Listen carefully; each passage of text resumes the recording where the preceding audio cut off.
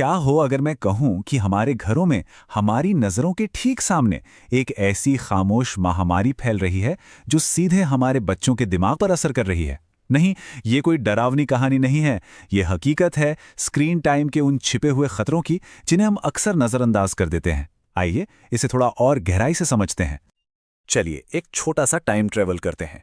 1990 के दशक की कोई शाम। सोचिए, एक परिवार साथ बैठा है, बातें हो रही हैं, हंसी मजाक चल रहा है। अब फास्ट फॉरवर्ड करके आज की शाम में आते हैं। परिवार तो अब भी एक ही कमरे में है, लेकिन हर कोई अपनी अपनी स्क्रीन की दुनिया में खोया हुआ है। कनेक्शन की जगह अब एक अजीब सी खामोशी ने ले ली है। अब ये सीन देखने में कितना नॉर्मल लगता है ना? लेकिन ये सिर्फ एक परिवार का अलग थलग होना नहीं है, एक बहुत गहरा डिस्कनेक्शन है। और अब साइंटिफिक रिसर्च ये बता रही हैं कि इस डिस्कनेक्शन के नतीजे कितने खतरनाक हो सकते हैं। तो आते हैं हमारे पहले सेक्शन पर, एक अनदेखी महामारी। तो सबसे पहले एक्सपर्ट्स क्या कहते हैं?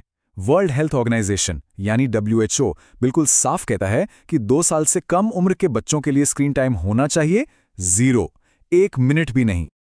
लेकिन असली हालत क्या है? भारत में इसी उम्र के बच्चे औसतन हर रोज 1.25 घंटे से ज्यादा स्क्रीन पर बिता रहे हैं। ये सिर्फ गाइडलाइन को तोड़ना नहीं है, ये एक बहुत ही खतरनाक ट्रेंड की शुरुआत है। और जैसे जैसे बच्चे बड़े होते हैं ना, ये गैप और भी चिंताजनक हो जाता है।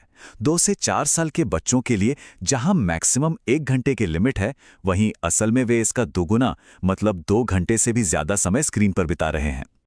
तो सबसे बड़ा सवाल, इस स्क्रीन टाइम की असली कीमत क्या है? बच्चों के डेवलपिंग दिमाग और शरीर पर इसका क्या असर पड़ रहा है? देखिए, इसका नुकसान सिर्फ एक नहीं बल्कि कई लेवल्स पर हो रहा है। चलिए 4 सबसे बड़े और सबसे परेशान करने वाले असर पर एक नजर डालते हैं। इसका असर बच्चों की फिजिकल हेल्थ से लेके उनकी नींद पर, बोलने की क्षमता पर और यहां तक कि उनके इमोशनल और सोशल बर्ताव पर भी पड़ रहा है। फिजिकली अगर हम देखें तो बाहर न खेलने की वजह से मायोपिया यानी दूर की नज़र का कमज़ोर होना एक तरह से महामारी बनता जा रहा है, और स्क्रीन के सामने बैठकर बिना सोचे समझे खाने की आदत सीधे सीधे मोटापे को दावत दे रही है। और फिर आती है नींद की प्रॉब्लम।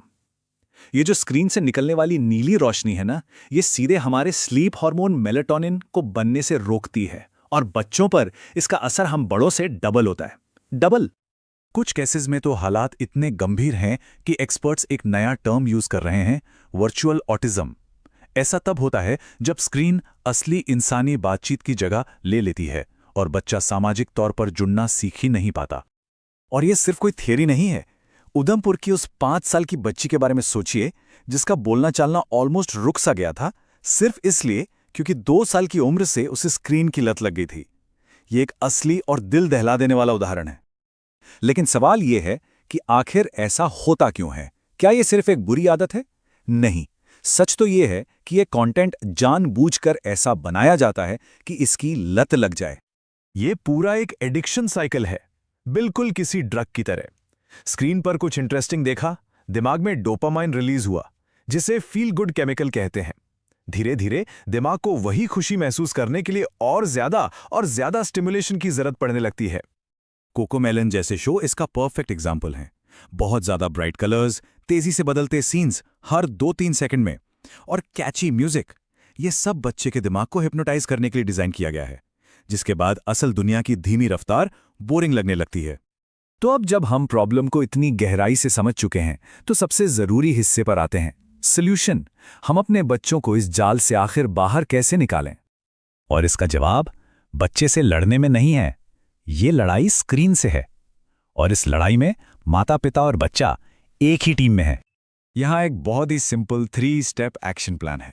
पहला, खुद एक रोल मॉडल बने। दूसरा, घर में स्क्रीन फ्री जोन बनाइए। और तीसरा, खेलने कूदने के दूसरे तरीकों को बढ़ावा दें।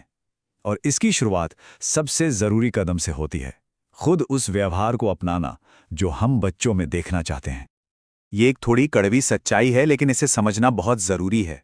स्क्रीन से जो हमें थोड़ी देर की सुविधा मिलती है ना, उसकी बहुत भारी कीमत बच्चे की फिजिकल और मेंटल हेल्थ और उनके भविष्य से चुकानी पड़ती है। तो आखिर में सवाल बस यही बच जाता है कि क्या हमारी थोड़ी सी सुविधा बच्चों के बचपन से ज्यादा कीमती है, इस पर सोचना बहुत जरूरी है। ऐसे ही और विश्लेषण के लिए दी अनम्यूट को सब्सक्राइब करना ना भूलें।